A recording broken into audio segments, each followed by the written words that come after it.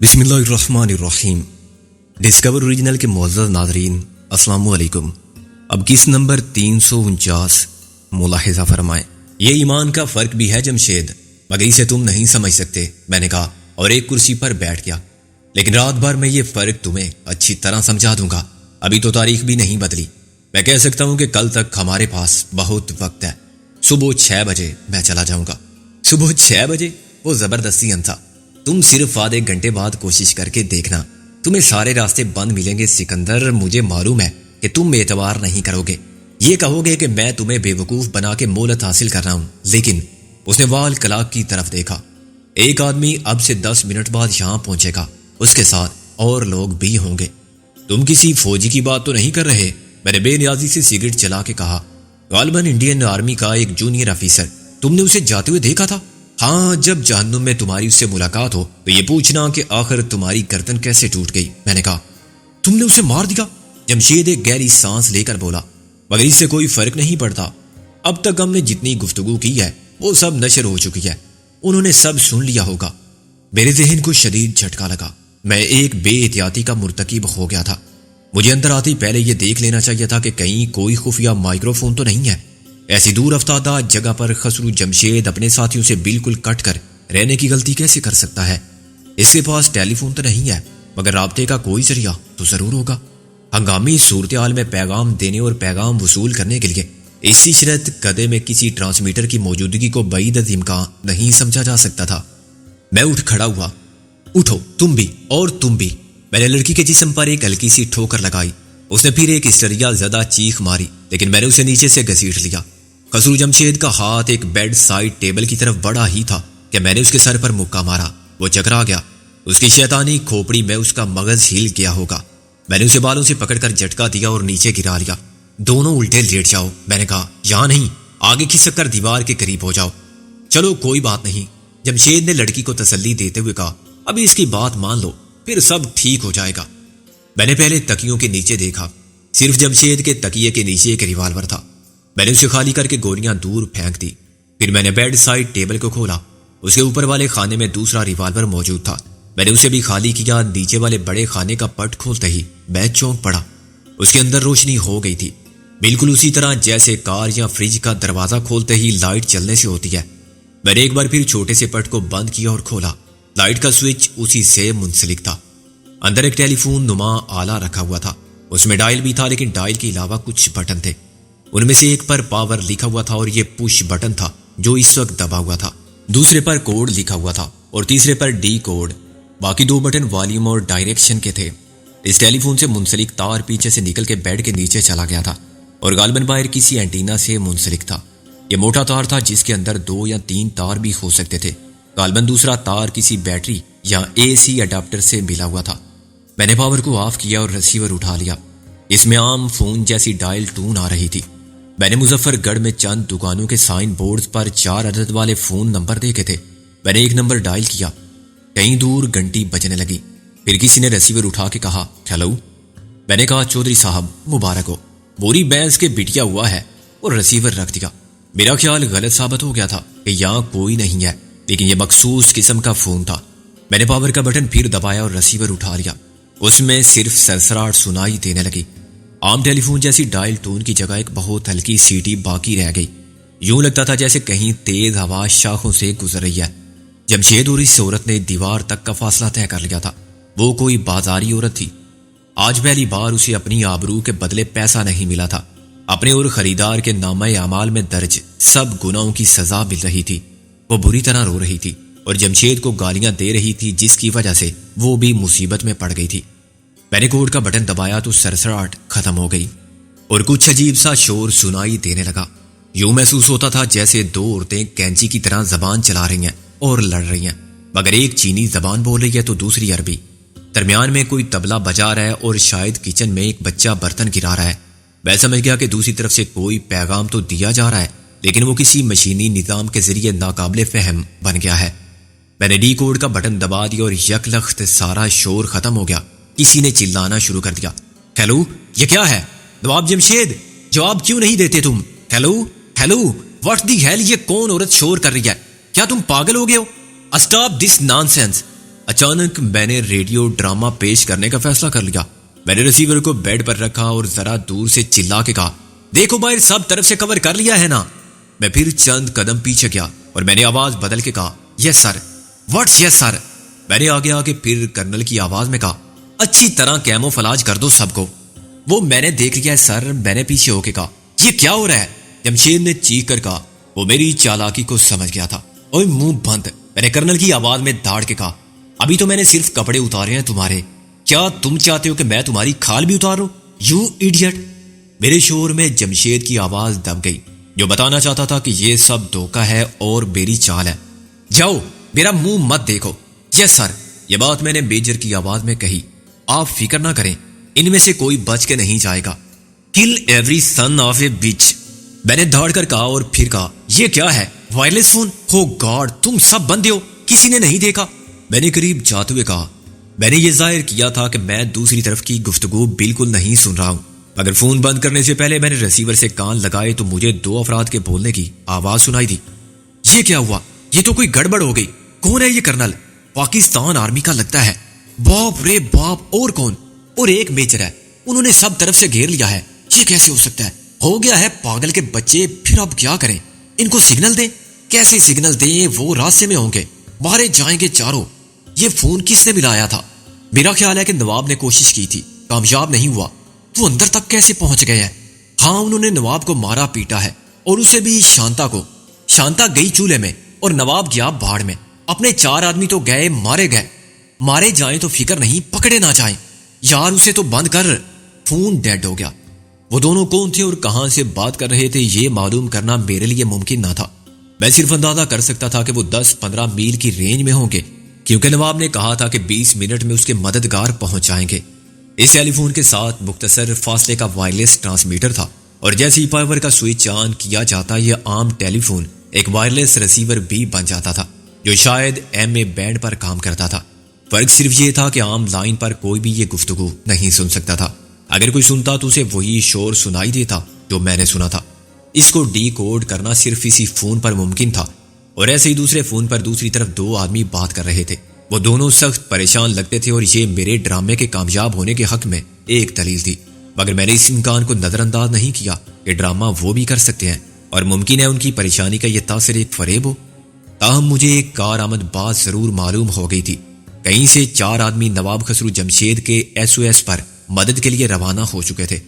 نواب خسرو جمشید بزدلی نہیں، بے وقوف بھی تھا، ورنہ وہ چلا کے کہہ سکتا تھا کہ یہاں کوئی کرنل نہیں اور نہ ہی آس پاس پاکستانی فوج نے مورچے سنبھالے ہیں، لیکن وہ سمجھتا تھا کہ ایسی غلطی اس کے حق میں فوری ہلاکت کا سبب بن سکتی ہے۔ خدا کے سوا اسے مرنے سے کوئی نہیں بچا سکتا تھا، مگر وہ اپنی دانست میں احتیاط سے کام لے کر وقت گزارنا چاہتا تھا۔ امید کا دامن ہمیشہ وقت کے ساتھ بنا رہتا ہے، یہاں تک کہ تختہ دار کی سمت رواں مجرم بھی دم آخر تک کسی معجزے کے رونما ہونے کی امید رکھتا ہے۔ شاید اچانک کوئی قاصد آ جائے، کوئی فون آ جائے کہ سزائے موت پر عمل درآمد منسوخ کر دیا گیا ہے یا ملتوی کر دیا گیا ہے۔ کسی خاص تقریب کے سلسلے میں تمام موت کی سزا پانے والے قیدیوں کی سزائے موت کو عمر قید میں بدل دیا گیا ہے۔ اسی امید نے خسرو جمشید کو مجبور کیا کہ وہ میری فرما برداری کرے اور کوئی ایسی بات نہ ہونے دے جو میرے جذبات میں اشتعال کا باعث بنے۔ وہ عورت ہسٹریا میں تقریباً پاگل ہو چکی تھی۔ نہ صرف یہ کہ اس نے جمشید کو ننگی گالیاں دیں، بلکہ اس کے منع کرنے پر اسے نوچا، کاٹا، اس کے بال کھینچے۔ جمشید پہلی احساس ذلت و شرمساری سے سر اٹھانے کے قابل نہ رہا تھا، اور اس کی بے بسی کے جذبات کا لاوا اندر ہی اندر پک رہا تھا۔ اس کا بس چلتا تو اس تذلیل کے جرم میں کوڑے مار مار کے میری کھال ادھیڑ دیتا، اور میں غلطی سے بھی اس کے قریب خالی ہاتھ پہنچ جاتا تو وہ میرا گلا ضرور گھونٹ دیتا یا اس کی کوشش ضرور کرتا، مگر یہ اس کی خواہش تھی، اور خواہش پر کس کا بس چلتا ہے۔ خسرو جمشید اچھی طرح سمجھتا تھا کہ میرے ہاتھ میں کچھ نہ ہو تب بھی میں اس جیسے 10 کو قریب نہ پھٹکنے دوں اور ایک ایک کر کے سب کو لمبا لٹا دوں۔ چنانچہ جب اس کے اعصاب پر دباؤ ناقابل برداشت ہو گیا اور اس کسبی نے بھی اسے ذلیل کرنا جاری رکھا تو نواب کے جذبات کا آتش فشاں پھٹ گیا۔ کتیا بھونکے چلے جا رہی ہے، 2 کوڑی کی رنڈی۔ اس نے ایک دم اسے گردن سے دبوچ لیا۔ شاید تصور میں اس نے میری گردن بھی دبا لی تھی، اور یہ احساس بھی اس کے زخم میں رسوائی کا مرہم نہ صحیح درد کم کرنے کی دوا تو تھا۔ میں نے اس عورت کی ساری بکواس کو غیر اہم سمجھتے ہوئے نظر انداز کیا تھا۔ وہ نواب صاحب کو ذلیل کر رہی تھی تو گویا میرا ہی ایک کام کر رہی تھی. مجھے اس کو منع کرنے کی کیا ضرورت تھی؟ اگر وہ مجھ سے کچھ کہتی تو شاید میں بھی اسے کچھ کہتا. مجھے اس کی فصاحت و بلاغت پر حیرانی ضرور تھی. وہ کوئی جاہل عورت نظر نہیں آتی تھی، خصوصاً اپنے تراشے اور سیٹ کیے ہوئے بالوں سے. مگر یہ سارے انداز نمائشی تھے. اندر سے وہ ایک تھرڈ ریٹ طوائف تھی. اس کا جسم ہی بے حیا نہیں بلکہ جذبات و احساسات بھی فحش تھے. پھر فحش الفاظ کی کیا اہمیت رہ جاتی ہے؟ آج تک اس نے اپنے اعتبار پر تہذیب و شائستگی یا سوشل ایٹیکیٹس کا پردہ ڈال رکھا تھا، تو موت کے خوف نے وہ بے وجود پردہ ہٹا دیا تھا. جب خسرو جمشید نے مشتعل ہو کہ اس کی گردن دبوچی تو وہ ہوش میں نہیں تھا. میں نے عورت کو چیختے سنا اور اسے جمشید کے مضبوط ہاتھوں کی گرفت میں ایسے پھڑکتے بھی دیکھا جیسے شکاری باز کے پنجے میں کوئی چڑیا پھڑ پھڑاتی ہے. میں اسے بچانے کے لیے آگے بڑھا اور رک گیا. آخر مجھے کیا ضرورت ہے کہ میں ایک گناہگار کے ہاتھوں دوسرے گناہگار کو قتل ہونے سے روکوں، جبکہ ہر اعتبار سے واجب القتل دونوں ہی تھے. عورت کا قانون کی نظر میں جرم کوئی نہ تھا، تب بھی مذہب اسے سنسار کرنے کا حکم دیتا تھا. اور خسرو جمشید کے دامن پر تو اتنے بے گناہ لہو کے داغ تھے کہ ہر داغ پر اسے ہر روز پھانسی دی جاتی تو اسے ہزاروں بار مرنا پڑتا. میں نے جمشید کو موقع دیا کہ وقور عرض پر سے ایک گناہگار کے بوجھ کو کم کر دے. معلوم نہیں یہ خدا کے نزدیک اس کی نیکی شمار ہوگی یا ایک اور گناہ. حقیقت کو دیکھا جائے تو جمشید نے کسی اصلاحی جذبے سے مغلوب ہو کے ایک طوائف کا قتل نہیں کیا تھا. اسے ذاتی عداوت میں اسے مار دیا تھا. چند منٹ میں وہ مر گئی اور اس کا ساکت جسم کھلی آنکھوں سے مجھے گھورنے لگا، یوں جیسے وہ اپنی موت کا الزام مجھے دے رہی ہو کہ یہ سب تمہارا قصور تھا.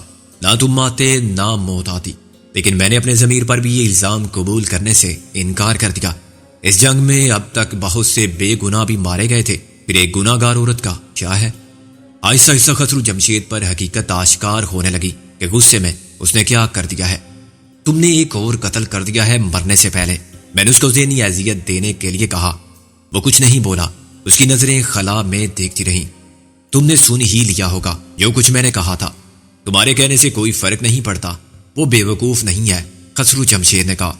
میں نے کہا میرا بھی یہی خیال تھا، مگر اب نہیں ہے. مسٹر نواب صاحب یہ کون لوگ تھے؟ جب وہ آئیں تو انہی سے پوچھ لینا. میں نے نفی میں سر ہلایا. وہ نہیں آ رہے ہیں جمشید. میں تمہیں یقین کرنے پر مجبور نہیں کرتا. تم ان کا انتظار کرتے رہو. تم نے 10 منٹ کہا تھا نا، 1 گھنٹہ کافی ہے تمہیں. 1 گھنٹے کے بعد کیا ہوگا؟ وہ تلخی سے بولا. 1 گھنٹے کے بعد میں پھر آؤں گا. میں نے کہا اس وقت حالات بدل چکے ہوں گے. ابھی تو تمہیں یقین ہے کہ کوئی تمہیں بچا لے گا. جب اس کی امید بھی نہیں رہے گی تو میں دیکھوں گا تمہارا رویہ کیا ہے. جمشید نے سر اٹھا کے پر امید نظروں سے میری طرف دیکھا. پھر تم کیا کرو گے؟ تمہارا مطلب ہے کہ کیا میں تمہاری جاں بخشی کروں گا؟ تو یہ وعدہ کرنا بہت مشکل ہے. مخصوص حالات میں تمہارا کیس MRS کے سامنے رحم کی درخواست کے ساتھ پیش کیا جا سکتا ہے، اور اگر تم اپنی افادیت ثابت کر سکے، یہ یقین دلانے میں کامیاب رہے کہ تم نے پرانے ساتھیوں کو چھوڑ دیا ہے، ماضی کی غلطیوں سے توبہ کرنے کے بعد آئندہ کے لیے بھی تائب ہو گئے ہو اور اس کا کفارہ ادا کر سکتے ہو. کس قسم کا کفارہ؟ یہی کہ تم آئندہ ہمارے ساتھ تعاون کرو. تم بہت کچھ جانتے ہو کیونکہ اب تم دلاور کے دستے راز تھے. نیسلوا کی موت کے بعد اس کا دوسرا بازو سراج تھا. تم ہمیں کارآمد معلومات فراہم کر سکتے ہو، اور تصدیق کے بعد وہ معلومات درست ثابت ہوں گی تو ممکن ہے تمہاری زندگی تمہیں بخش دی جائے. ظاہر ہے کہ پھر تم دھوبی کے کتے بن جاؤ گے. تمہارے لیے دونوں راستے بند ہوں گے، مگر تیسرا راستہ کھلا ہوا ہوگا. تم واپس ولایت جا سکتے ہو جہاں تم برسوں رہے ہو، لیکن اسے میرا وعدہ مت سمجھنا. یہ تو دوسروں کی مرضی پر منحصر ہے. اگر تم نے ہمارے دشمنوں کے بارے میں ہر بات بتا دی تو اس ذخیرہ معلومات کے بدلے تمہاری جان کا سودا ہو سکتا ہے، بشرطے کہ معلومات مستند، مکمل اور اہم ہو. ظاہر ہے تم کو اپنے ساتھیوں سے غداری کرنی ہوگی، مگر غداری 1 بار کی جائے یا 10 بار برابر ہے. یہ تمہارے مسلک میں اور فطرت میں شامل ہے، ورنہ آدمی 1 بار بھی غداری کرنے پر موت کو ترجیح دیتا ہے. تم زندگی کو ترجیح دیتے ہو، اس لیے غداری کرو گے تو یہ تمہاری اپنی نظر میں عقل مندی ہوگی جس سے تمہاری جان بچ جائے گی. ورنہ تو تم جانتے ہی ہو آدمی سے معلومات ایسے نچوڑی جا سکتی ہیں جیسے گنے میں سے رس نکالا جا سکتا ہے. 1 بار، پھر دورہ کر کے، پھر تیسری بار مزید دورہ کر کے جب گنے کو مشین سے گزارا جاتا ہے تو آخر میں صرف پھوک رہ جاتا ہے. دونوں انتخاب تمہارے ہیں. غداری کرو گے دوستوں سے یا دشمنوں کے ہاتھوں پھوک بنو گے. یہ سب بکواس تھی. میں صرف جمشید کو ذہنی طور پر لالچ دے رہا تھا. ہر غدار اور بے ضمیر آدمی بزدل ہوتا ہے اور زندگی سے اتنا پیار کرتا ہے کہ غیرت و حمیت، عزت و آبرو، شرم و حیا اور شرافت و انسانیت کے سارے جذبوں کو قربان کرنا گوارا کرتا ہے۔ پھر جیسی زندگی جمشید گزار رہا تھا، بابر باعش کوش کے عالم دوبارہ نیست۔ شراب اور شباب میں ڈوبی ہوئی عشرت کی وہ زندگی جو دولت کی فروانی سے حاصل ہوئی تھی، اس میں دنیا ہی جنت تھی، اسے خسرو جمشید کیسی آسانی سے ختم ہونے دیتا۔ یہی سوچ کے میں نے اس کو تھوڑا سا برین واش کیا تھا تاکہ وہ کسی قسم کی مزاحمت کیے بغیر دلاور اینڈ کمپنی کے سارے راز اگل دے۔ میں نے گھڑی دیکھی تو 10 منٹ گزر چکے تھے۔ مجھے اب یہ فیصلہ کرنا تھا کہ میں کیا حکمت عملی اختیار کروں۔ اس کمرے میں ٹھہر کے ان 4 افراد کا انتظار کروں جو جمشید کی مدد کے لیے روانہ ہو چکے تھے اور جن کو واپس بلانے کے معاملے میں دوسری طرف کے لوگ بے بس نظر آتے تھے۔ وہ پہنچنے ہی والے ہوں گے۔ کمرے کے اندر رہ کر میں زیادہ محفوظ تھا اور ان 4 کو اندر آتے ہی شوٹ کر سکتا تھا، لیکن میں جانتا تھا کہ ایک ساتھ وہ 4 اندر آنے کی حماقت نہیں کریں گے۔ ان میں سے کوئی ایک اندر آئے گا اور باقی 3 باہر محاصرہ قائم کریں گے۔ جیسے ایک مارا گیا، باقی 3 چوکس سو جائیں گے اور خود اندر آنے کی بجائے مجھے باہر نکالنے کی کوشش کریں گے۔ وہ باہر رہ کے آزاد تھے اور امداد بھی حاصل کر سکتے تھے۔ اندر صرف ایک مشین گن پر میں کب تک انحصار کر سکتا تھا؟ چنانچہ دوسری صورت یہ تھی کہ میں نواب کو کہیں باندھ کر ڈال جاؤں اور خود باہر نکل کے مورچہ بندی کر لوں۔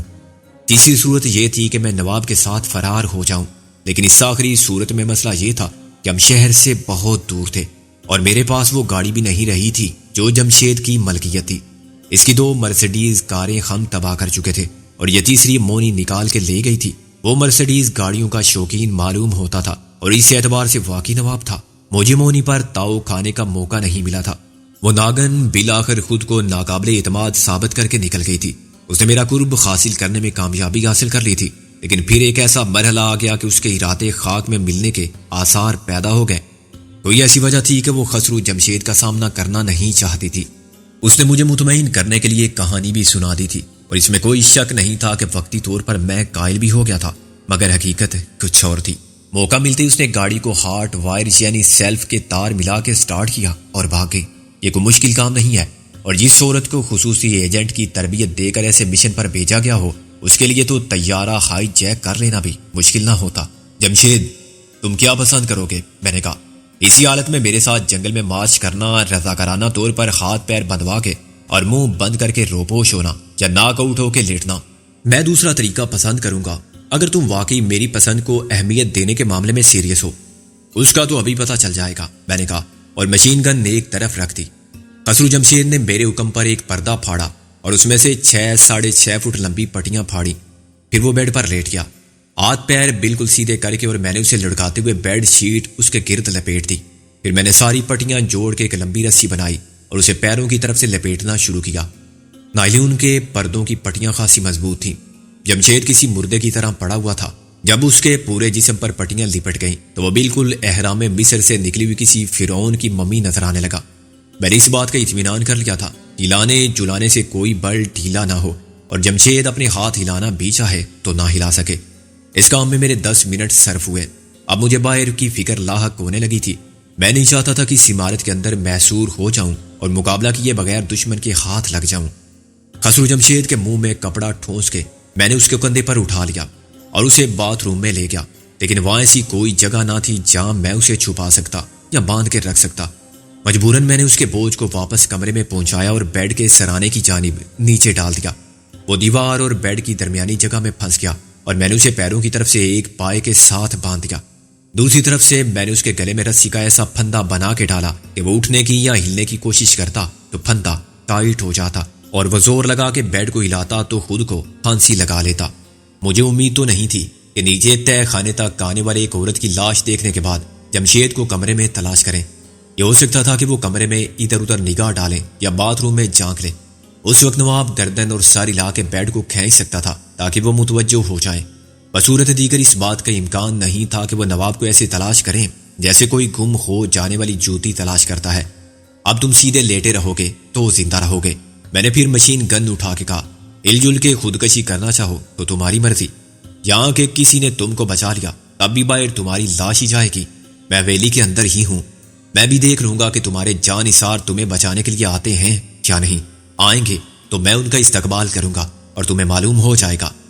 میں نے مناسب سمجھا کہ ٹیلی فون ریسیور کو بھی مشین گن کا بٹ مار کے توڑ دوں۔ پھر میں سیڑھیاں چڑھ کے باہر نکل گیا۔ ٹارچ لائٹ میرے ہاتھ میں تھی۔ حویلی سے نکل کر میں نے اسے بجھا دی اور ایسی جگہ رکھ دیا جہاں سے پھر اسے آسانی کے ساتھ اٹھایا جا سکے۔ یہ عمارت ایک منزلہ تھی اور چھت پر چاروں طرف ایسی منڈیر بنی ہوئی تھی جیسی عموماً قلعوں پر نظر آتی ہے۔ چاروں کونوں پر 4 برج سے تھے اور اوپر پہنچنے کے لیے زینہ ابھی تک مجھے نظر نہیں آیا تھا۔ تلاش کرنے پر چھت تک جانے کا راستہ بھی مل ہی جاتا، لیکن چھت بھی حرکت پذیری کو محدود کر دیتی ہے۔ بے شک چھت پر چڑھ کر میں دور تک دیکھ سکتا تھا اور اگر مورچہ قائم کر لیتا تو سامنے سے آنے والوں کو نشانہ بھی بنا سکتا تھا، مگر یہ یقین نہیں تھا کہ وہ سامنے ہی سے آئیں۔ وہ 4 سمتوں سے بھی آ سکتے تھے، میں چاروں طرف سے ان کا راستہ کیسے روکتا؟ میں نے کھلے باغ کی پناہ کو بہتر سمجھا۔ صدر دروازے تک جانے والا راستہ اس بات کی نشاندہی کرتا تھا کہ ادھر سے آمد و رفت ہوتی ہے۔ اندھیرے میں بھی جھک کر دیکھنے سے مجھے ٹائروں کے نشانات نظر آ گئے۔ گیٹ سے سڑک تھوڑا سا بائیں طرف گھوم کر جاتی اور پھر اس سیدھی سڑک سے مل جاتی تھی جس پر چل کے ہم یہاں تک پہنچے تھے۔ میں نے صدر دروازے سے باہر آ کے خود کو جھاڑیوں کے پیچھے محفوظ رکھتے ہوئے چلنا شروع کیا۔ تقریباً 100 گز چلنے کے بعد پھر موڑ آ گیا۔ یہ جگہ مجھے دفاعی نقطہ نظر سے مناسب ترین لگی۔ وہ سڑک کی طرف سے بھی آ سکتے تھے، مگر یہ ممکن تھا کہ وہ گیٹ سے داخل ہونے سے گریز کریں۔ میں خود بھی فصیل کے ایک شگاف سے گزر کر اندر گیا تھا۔ اگر وہ عقل اور احتیاط سے کام لیں گے تو چاروں مختلف سمتوں سے اندر جائیں گے اور یہاں بیٹھ کے میں کم سے کم 2 افراد کو دیکھ سکوں گا کہ وہ کہاں سے داخل ہوئے ہیں۔ مجھے ان چاروں کو ایک ہی راؤنڈ میں بون دینے کا موقع بھی مل سکتا تھا، بشرطے کہ وہ چاروں میرے سامنے ایک گاڑی سے اتریں یا گاڑی کو گیٹ کی طرف لے جائیں۔ ابھی میں نے صحیح پوزیشن بھی نہیں لی تھی کہ میرے کانوں نے دور سے آنے والی گاڑی کی آواز سنی۔ میں نے غور کیا کہ یہ آواز کس قسم کی گاڑی کی ہو سکتی ہے۔ کاریں تو عموماً بے آواز ہوتی ہیں۔ جیپ کے، مرسیڈیز کے اور فاکس ویگن کے انجن کی آواز جدا ہونے کے سبب پہچانی جا سکتی ہے، لیکن رفتہ رفتہ قریب ہونے والی یہ آواز سب سے جدا تھی۔ یوں لگتا تھا جیسے کسی کار کے سائلنسر میں سوراخ ہے اور کار سیکنڈ گیئر میں 15-20 میل کی رفتار سے چل رہی ہے یا اس سے بھی آہستہ۔ کار کے آہستہ چلنے کا سبب سمجھ میں آتا تھا، اس کی ہیڈ لائٹس بجھا دی گئی تھی۔ اندھیری رات میں جنگل کے درمیان سے گزرنے والی تاریک سڑک کو دیکھنا مشکل کام تھا۔ یہ کام وہی کر سکتا تھا جس کی نظر بھی تیز ہو اور جسے اس سڑک پر آنے جانے کا کچھ تجربہ بھی ہو۔ یہ معلوم ہو کہ سڑک پر اچانک کوئی موڑ نہیں آتا، کوئی کھڈا نہیں ہے اور کوئی رکاوٹ نہیں ہے۔ گاڑی اگر پکی سڑک سے ذرا نیچے اتر بھی جائے تو کوئی نقصان نہیں ہوگا، اور اگر رفتار کم ہوگی تو یہ معلوم ہوتے اسے واپس سڑک پر لانا مشکل نہ ہوگا۔ مجھے اور مونی کو یہاں تک پہنچانے والا اس راستے سے واقف تھا۔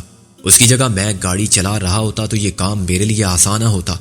سڑک کے درمیان میں ٹھہر کے میں نے آواز کی سمت میں دیکھا جو اب خاصی واضح تھی۔ انہوں نے پارکنگ لائٹس تک بجھا رکھی تھی اور میرے اندازے کے مطابق اب بھی وہ 2 فرلانگ دور تھے، مگر آواز سے لگتا تھا کہ وہ چند گز کے فاصلے پر موجود ہیں۔ میرے ذہن میں اس آواز کو سن کے بختر بند گاڑی کا خیال آتا تھا، لیکن اس علاقے میں بختر بند گاڑی لے کر آنے کی غلطی وہ کیسے کر سکتے ہیں جو خالص فوجی استعمال کی گاڑی ہے؟ یہ تو ایسا ہی ہوگا جیسے ٹینک لے کر چڑھائی کرنا۔ یہ کوئی سرحدی علاقہ نہیں تھا جہاں اس قسم کی کارروائی ممکن ہو۔ پھر اچانک بات میری سمجھ میں آ گئی۔ وہ ٹریکٹر پر آ رہے تھے۔ اس علاقے میں کسی کا بھی رات کے وقت ٹریکٹر پر پھرنا شک پیدا نہیں کر سکتا تھا، مگر کیا یہ ضروری ہے ٹریکٹر پر وہی ہو؟ ابھی میں انہی خیالات میں الجھا ہوا تھا کہ انجن بند ہو گیا اور رات کے سکوت میں جیسے ٹھہراؤ آ گیا۔ میں لپک کر ایک کنارے پر ہو گیا۔ یہ اچھا ہی ہوا کیونکہ اسی وقت ٹریکٹر کی لائٹس جل کے بجھ گئیں۔ اگر میں سامنے ہوتا تو وہ مجھے دیکھ لیتے اور شاید لڑائی وہیں شروع ہو جاتی۔ یہ لڑائی کم اور شکار زیادہ ہوتا، اس میں بیک وقت 5 افراد شکاری اور شکار کی حیثیت سے حصہ لیتے۔ کون کس کو تلاش کر سکتا ہے اور بے خبری میں گولی مار سکتا ہے، یہ مہارت سے زیادہ بخت کے یاور ہونے پر منحصر ہوتا۔ آہستہ آہستہ میں نے سڑک پر آگے بڑھنا شروع کیا۔ میں پتلی سی سڑک سے 10 گز دور درختوں کی قطار کے پیچھے چل رہا تھا۔ میں ان کے زیادہ سے زیادہ قریب ہو جانا چاہتا تھا۔ ہمارے درمیان فاصلہ کم ہونے لگا تھا۔ ان کے قدموں کی چاپ میں صاف سن رہا تھا، مگر وہ اکٹھے چل رہے تھے، چنانچہ میرے قدموں کی آہٹ انہیں محسوس نہیں ہو سکتی تھی۔ اس کے علاوہ انہیں یہ خیال بھی نہیں تھا کہ کوئی ان کی طرف بھی آ سکتا ہے۔ اگر وہ کوئی سرسراہٹ سن بھی لیتے تو اسے جنگل کے کسی جانور کی حرکت سمجھتے۔ بس یہاں رک جاؤ، کسی نے انگریزی میں کہا۔ میں خود بھی رک گیا۔ اب میں نے اپنی ساری توجہ ان کی گفتگو پر مرتکز کر دی۔ تم سب نے نقشہ سمجھ لیا ہے نا؟ اس شخص نے کہا۔ وہ کوئی بنگالی تھا۔ آہو جی ہون دسو اگاں۔ سردار جی، بنگالی نے خفگی سے کہا۔ یہ کیا ہے؟ تم نے کیا کہا ہے؟ میں نے عرض کی سرکار کے حکم کریں تو یہ بات تم انگریزی میں نہیں کہہ سکتے؟ تم جانتے ہو کہ باقی سب تمہاری بھاشا نہیں سمجھتے۔ او جناب، اتنی انگریزی آتی تو ہم بھی افسر ہوتے۔ تم بہت نان سیریس رہتے ہو ہر وقت. مجھے تمہاری رپورٹ کرنی پڑے گی. انگریزی نہیں آتی تو اردو بولو. بنگالی گرم ہو گیا. چلیں جانے دے سر. کسی اور نے کہا. آپ تو جانتے ہیں اس کی عادت. اچھا دیکھو سامنے سے کوئی نہیں جائے گا. بنگالی بولا. سوائے میرے. مگر میری بات اور ہے. سردار جی تم چھت پر پہنچنے کے لیے پیچھے سے راستہ بناؤ گے اور اوپر ہی سے واچ کرو گے. فکر نہیں جناب عالی. پہنچ گیا میں کوٹھے تھے. باقی دو کو مشرق اور مغرب کی طرف سے جانا ہے. بہت ہوشیاری سے. معلوم نہیں کہ وہ کدھر چھپے ہوئے ہوں. وہ بولا. ہمارا تو خیال ہے کہ وہ سب اندر ہوگا. چوتھا شخص شاید مدراسی تھا. تم اپنا خیال اپنے ساتھ رکھو, کام آئے گا. بنگالی نے کہا. اب جاؤ بکھر جاؤ. وہ مجھ سے 50-60 فٹ دور تھے اور میرے لیے یہ ممکن نہ تھا کہ میں ایک دم ان پر بریسٹ مار کے سب کو ختم کر دوں. ایک راؤنڈ چلا دینے کے بعد بھی میں خالی ہاتھ رہ جاتا, اور اگر ان میں سے ایک بھی بچ جاتا تو وہ مجھے نہ چھوڑتا. 2 بچ جاتے تو میں 2 طرف سے فائرنگ کی زد میں آ جاتا اور وہ مجھے چھلنی کر دیتے. میرے لیے ضروری تھا کہ میں ان سے فردن فردن نمٹوں. میں نے ان کے جنگل میں گھسنے کی سرسراہٹ سنی. دبے پاؤں میں نے بھی واپسی اختیار کی. ان کی حکمت عملی سمجھنے کے بعد میرے لیے اپنا لائے عمل مرتب کرنا آسان ہو گیا تھا. سب سے پہلے میں بنگالی کو خوش آمدید کہہ سکتا تھا, جو غالباً بہادری میں برتری ثابت کرنے کے لیے سامنے سے اندر داخل ہونا چاہتا تھا. میں واپس سڑک کے موڑ تک گیا اور انتظار کرنے لگا. چند منٹ کے بعد میں نے محسوس کیا کہ کوئی ادھر ہی آ رہا ہے. یہ بنگالی ہی ہو سکتا تھا. سوال یہ تھا کہ کیا وہ گیٹ سے گزرے گا؟ نہیں, وہ اتنا بے وقوف تو نہیں ہو سکتا. میں نے سڑک پار کی اور فصیل کے اس حصے کی طرف گیا. اس کے شگاف سے ہم اندر گئے تھے. یہ شگاف تقریباً سڑک کی سید میں تھا. اندر جا کر میں نے ادھر ادھر دیکھا تو مجھے نیم کا ایک درخت فصیل کے اوپر سے باہر تک پھیلا ہوا دکھائی دیا. میں نے مشین گن نیچے رکھ دی اور پیڑ پر چڑھ گیا. یہ کام آسان نہیں تھا. اس کا تنا بہت موٹا تھا اور اس پر موٹے موٹے لال چیونٹے چل رہے تھے. انہوں نے کئی بار میرے ہاتھوں پر کاٹا. چند چیونٹے میرے بازو پر چلنے لگے اور آستین میں داخل ہو گئے. انہوں نے میری بغل میں کاٹا. میں برداشت نہ کرتا تو کیا کرتا. فصیل پر پہنچنے والی ایک شاخ پر رک کر میں نے ان چیونٹوں کو اندر ہی مسل دیا جو میرے شانے کا گوشت کھانے لگے تھے. ان کے نظر نہ آنے والے دانتوں کی اذیت کسی نوکے خار کی رگڑ سے کم نہ تھی. فصیل پر اترنے کے بعد میں نے اس پر لیٹ کر 8-10 فٹ کا سفر بھی بڑی اذیت میں کیا, کیونکہ اس پر بھی وہی لال چیونٹے موجود تھے. مجھے یہ ڈر بھی تھا کہ بوسیدہ فصیل کا کوئی حصہ گر نہ جائے. بلاخر شگاف کے عین اوپر پہنچ گیا. یہ سب سے خطرناک جگہ تھی. 10 فٹ بلند فصیل میں نیچے 5 فٹ کا خلا پیدا ہو گیا تھا اور ایک پل سا رہ گیا تھا, اور صاف ظاہر تھا کہ یہ پرانی بے سہارا اینٹوں کا 5 فٹ لمبا ٹکڑا خود اپنے وزن سے بھی گر سکتا تھا, جس پر میں نے اپنے وزن کا اضافہ کر دیا تھا. میں نے اندھیرے میں آنکھیں پھاڑ پھاڑ کر دیکھا تو مجھے ایک سائے کی خفیف سی حرکت محسوس ہوئی. میں چوکنا ہو گیا.